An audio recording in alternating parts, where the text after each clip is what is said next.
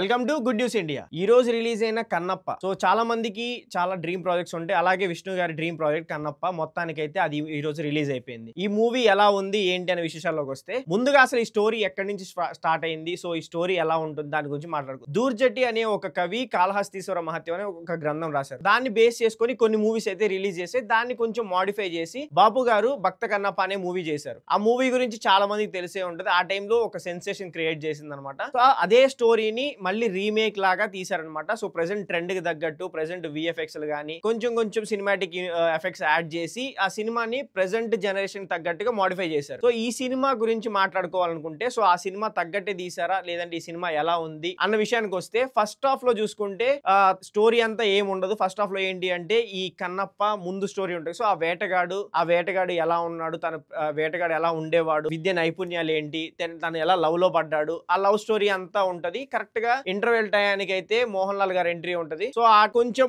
Cinema మొత్తం bore కొట్టిన ఆ టైంలో కొంచెం ఒక హైప్ అయితే క్రియేట్ అవుతుంది. సో సెకండ్ హాఫ్ విషయానికి వస్తే, ప్రభాస్ ఎంట్రీ అయిన దగ్గర నుంచి సినిమా అయితే ఒక రేంజ్ కి వెళ్ళిపోయింది. అలాగే సెకండ్ హాఫ్ లో మెయిన్ ఏంటి అంటే ఈ స్టోరీ మొత్తం సెకండ్ హాఫ్ లోనే ఉంటది. అసలు భక్త కన్నప్ప ఎలా అయ్యాడు, తను వేటగాడి నుంచి ఈ కన్నప్పగా ఎలా మారాడు, నాస్తికుడి నుంచి అస్తికుడిగా ఎలా మారాడు అన్న మొత్తం స్టోరీ అయితే మనకి సెకండ్ హాఫ్ లోనే ఉంటది. సెకండ్ హాఫ్ లో సీన్స్ కూడా చాలా ఎమోషనల్ గా ఉంటాయి. చాలా మంది డివోషనల్ టచ్ ఉన్న వాళ్ళకి, డివోషనల్ కంటెంట్స్ నచ్చిన వాళ్ళకైతే కన్నీళ్ళు తెప్పించే సీన్స్ కూడా ఉన్నాయి. సో ఇందులో మెయిన్ సీన్ ఏంటి అంటే చాలా మంది తెలిసే ఉంటారు కదా, భక్త కన్నప్ప కళ్ళు తీసి శివుడికి ఇచ్చాడు అని చెప్పేసి చెప్తుంటారు కదా. సో ఆ సీన్ అయితే ఇక్కడ చాలా బాగా చూపించారు. సో అదంతా ఎమోషనల్ గా కానీ ఈ సెకండ్ హాఫ్ మాత్రం చాలా బాగుంటది. సో ఓవరాల్ గా సినిమా గురించి చూసుకుంటే ప్రెసెంట్ ట్రెండ్ తగ్గట్టే తీశారు, కానీ అన్వాంటెడ్ సీన్స్ అయితే చాలా ఎక్కువ పెట్టారు. సో కొన్ని సీన్స్ కట్ చేసి గనక సినిమా చూస్తే సినిమా అయితే చాలా బాగుంటది. ఇందులో క్యారెక్టర్స్ హైలైట్స్ వచ్చేసరికి అసలు Manchu Vishnu dream project same as టీజ్ గా తన ప్రాజెక్ట్ తగ్గట్టే తన పర్ఫార్మెన్స్ అయితే ఉంటది. సో తన క్యారెక్టర్ అయితే చాలా బాగా చేశాడు. తన క్యారెక్టర్ కి తన వంతు న్యాయం చేశాడు అని చెప్పాలి. సో మోహన్ బాబు గారి క్యారెక్టర్ కూడా అలాగే ఉంటది. సో చిన్న క్యారెక్టర్ అయినా